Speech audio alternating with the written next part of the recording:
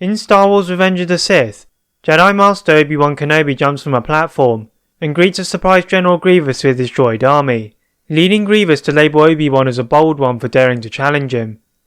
As a result, Grievous is provoked into attacking Obi-Wan by himself, resulting in his demise. But what if Grievous had not called Obi-Wan a bold one? How would this change Star Wars history? As you're about to see, a lot changes. As Obi-Wan jumps down, Grievous and his droids turn around to face the Jedi Master. The droids have been warned by the General of the crafty Jedi, so without hesitation, the droids ready their blasters and Grievous ignites his blades. Obi-Wan had not been expecting this. He thought the General would have liked to challenge him by himself. Now a new plan was required. With a quick whistle, Obi-Wan summons Boga, who could be heard in the distance rampaging towards Obi-Wan as he ignited his blade to block the wave of blaster fire. Attempting to shield himself by pulling down several cargo modules with the Force, Obi-Wan commands his battalion to begin their attack. However, in his haste to contact Commander Cody, he drops his guard slightly, and Grievous capitalizes with a slash to Obi-Wan's stomach. It was a slightly cheap maneuver, but anything to add another lightsaber to his collection. As Obi-Wan's world faded in a sea of pain, Grievous lifted Obi-Wan's body and threw it over the side of the sinkhole. Suddenly, an enraged Boga came through the myriad of droids, and tackled an unsuspecting Grievous, with the sheer force of the impact crumpling Grievous into a cliff face, as fragments of his skeleton dribbled to the water below. Back on Coruscant, Anakin is stalking around the recently revealed Darth Sidious, the tip of his lightsaber pointing to his neck. But as Sidious reveals he has the knowledge to save Padme, Anakin senses something gravely wrong in the Force. The normally strong presence of Obi-Wan flickered between life and death. Sidious's offer had become far more tempting. As Anakin lowered his blade, Sidious could sense the change in Anakin's mood, and reiterated that only through him could Anakin gain the power to save Padme and now Obi-Wan. Anakin's eyes flickered as he thought of Mace Windu's insults towards him upon denying him the role of Master. He would now show why he should have been made a Master. Bowing to Sidious, Sidious walks over to his desk in triumph and commanded his clones to execute Order 66. As Sidious marched to the temple, he dispatched Anakin to finish off the Separatist Council of Mustafar, whilst he would dispose of the feeble Jedi. Once inside, Sidious assisted the clones, and together they rapidly dismissed the resilient Knights and Masters, as he struts his way towards the council chambers, his robes leaving a trail of blood behind him. As he opened the doors with a swipe of his hands, knocking out the temple guards, he found two Force users who may cause him to break sweat. They were Battlemaster Sin Draleg and Master of the Order Mace Windu. Knowing Draleg was extremely skilled in lightsaber combat, Palpatine used Force Lightning on the tired Battlemaster, which he strained to block with his green blade. Windu used this opportunity to throw some clone bodies in the direction of Sidious, forcing him to stop his attack on Draleg.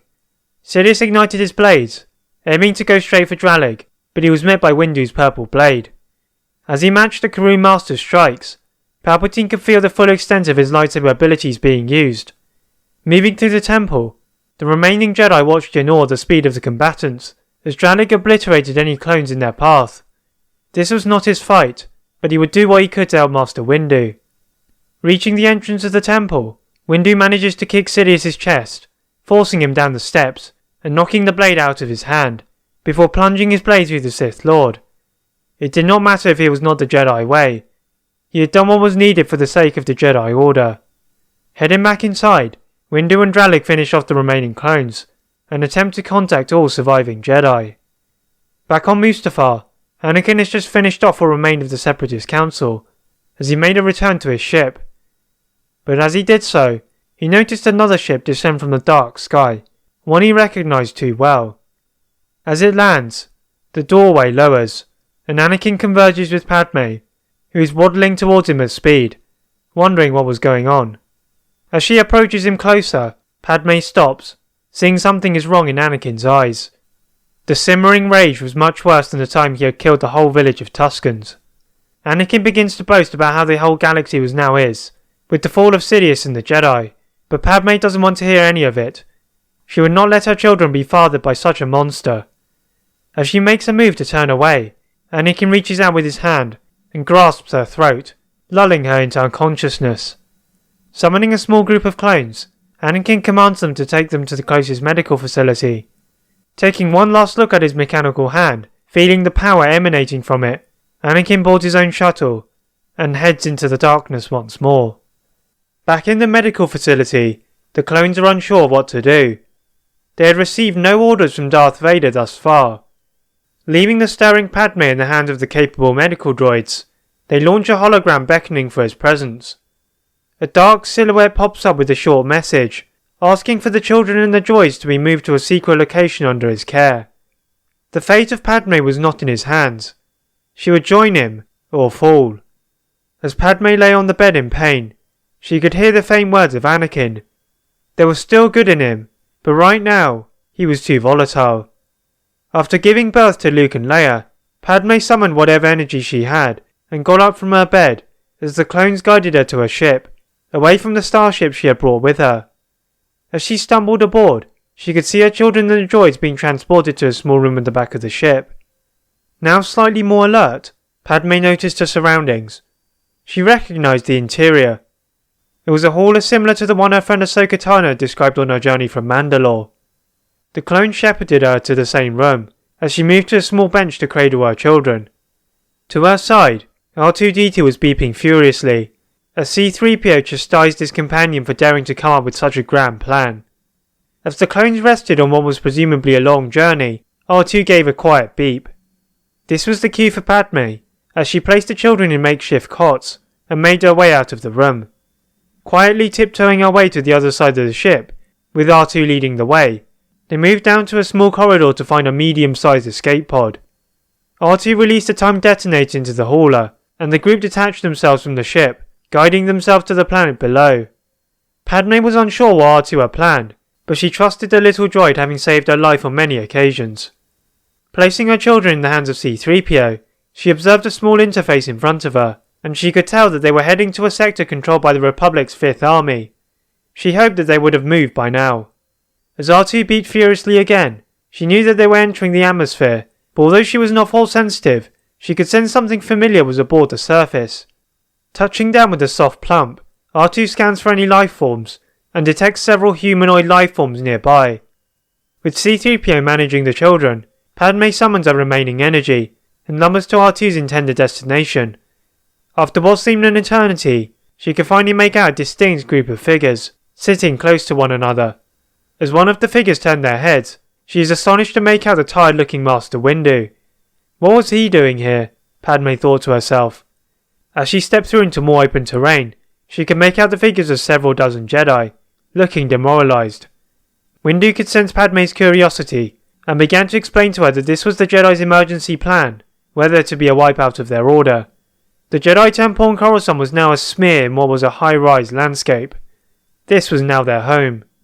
For the next 2 decades, the Jedi remained in obscurity as Vader began to rain terror on the galaxy, reaching his full potential as one of the most powerful Force users to ever exist. The rule of 2 is no longer in place, as he felt so powerful as to be immortal. He only had a small legion of dark-side users who would do his bidding. Little did he know that the Jedi were rising once more. Back on the planet of what she now knew was Tython, Padme's patience was wearing thin. With every passing moment, she knew that whatever good in Anakin was fading away, but Grandmaster Yoda would tell her to be patient. Finally, the Jedi declared themselves to be ready to face Vader, and whatever he had to throw at them. Taking a large starship, they assembled their most skilled Jedi and exit the planet. Padme wanted to join them, but Yoda insisted that they would be able to bring Anakin back in one piece. With the assistance of defected clones, the Jedi have knowledge of Anakin's location. Heading to the heart of the galaxy, they find a huge space station, one which exuded power. As they approach it, they stealthily glide over the top, revealing a large docking platform. As they land, they prepare themselves for battle as they ignite their blades. The door to the ship opened slowly with a hiss, as the clones stood pointing their blasters in anticipation. Suddenly, they are all forced back by a combined force push, as the Jedi emerge. Moving swiftly through the complex, dismissing any clones who blocked their path, they found a tougher obstacle in several dark-side users. Although they were difficult to defeat at first, they found their technique similar to temple guards, allowing the Jedi to find their weaknesses with limited casualties. Making their way down another corridor, they find a heavily fortified durasteel door. Windu uses his lightsaber to form a perfectly circular hole in the door, and uses the force to push through. As they enter, they look around carefully, watching every step, and see an empty throne at the end of the room.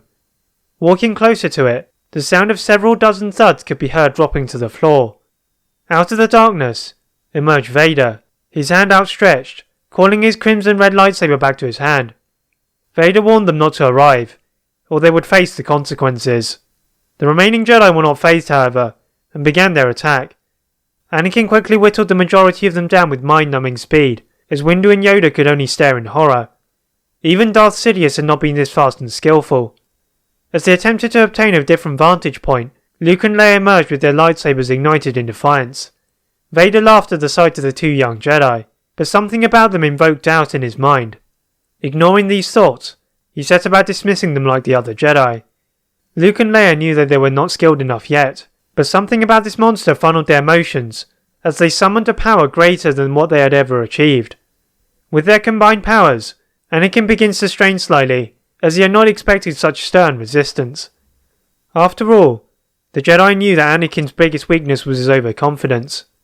Finally pushing him back into his throne, Windu and Yoda jumped from cargo boxes at the side of the room, and cut off Anakin's limbs with precise incisions.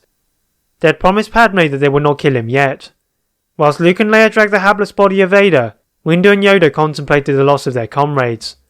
It had taken a great deal of sacrifice for the Jedi Order to remain afloat in the previous years, and the corpses beneath them were now the sacrifice needed to restore the Order to its full health. They would not allow their lives to be lost in vain. That is it for What If Obi-Wan Wasn't a Bold One. Please like this video and subscribe for more tips. And as always, leave a comment on what if you'd like to see next. Thank you very much for watching, and see you next time.